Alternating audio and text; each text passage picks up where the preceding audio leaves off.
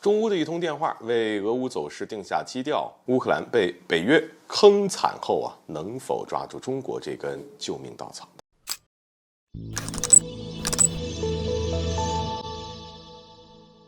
大家好，欢迎来到赵腾观察室。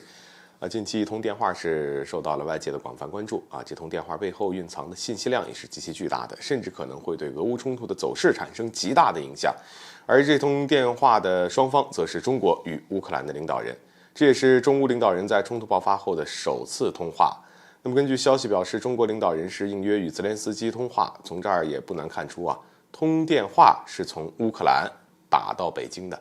此前泽连斯基也多次表示要与中国通话，而现在呢，中乌双方领导人进行通话，也预示着时机已经成熟。当然，中国领导人此次与泽连斯基通电话呢，双方讨论的重点还是加快实现俄乌和谈上，因为这也是世界人民的共同诉求。但是由于美西方持续不断的拱火冲突，导致俄乌冲突被不断延长，那么迟迟不能真正的迈出这一步，因此此时中国的作用就被凸显出来了。一直以来呢，中国为俄乌和谈做了十足的努力，并为促和积极的贡献自己的力量。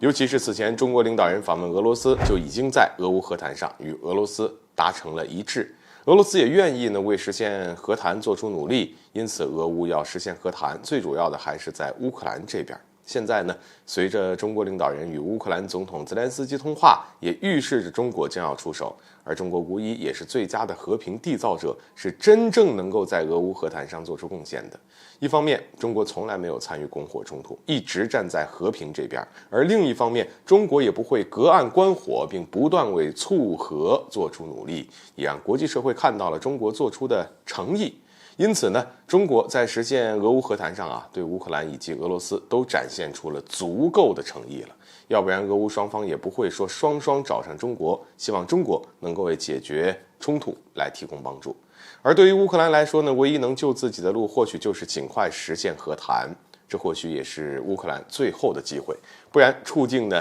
可以说也将更加的危险。而我们从乌克兰此次找上中国就能看得出来，现在乌克兰真的是有点着急，也开始坐不住了。加上此前北约还是表示要打赢俄罗斯才能加入北约很明显这是北约在给乌克兰画大饼。我们先不说乌克兰能不能赢下俄罗斯，单说北约成员国匈牙利就极力反对乌克兰加入北约。对此乌克兰估计也是心知肚明，要不然也不会在被北约坑惨之后就开始找上中国。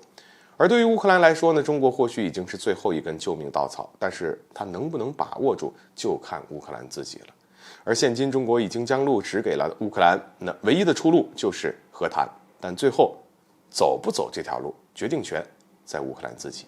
而在中国决定出手之后呢，俄乌冲突最后的结局或许只能通过谈判解决。而乌克兰也不需要太在意美西方的压力，只要自己坚定立场，美西方其实也是无权干涉的。再加上有中国的支持乌克兰更加不应该感到畏惧，而中国也将联合更多国家一起促成俄乌和谈，来贡献力量。届时所有的压力都会来到美西方这边，而到那个时候，即使美西方不同意结束冲突，面对大势所趋，或许最终也只能是选择妥协。好了，本期节目就到这里，欢迎点赞转发，留下你的精彩评论。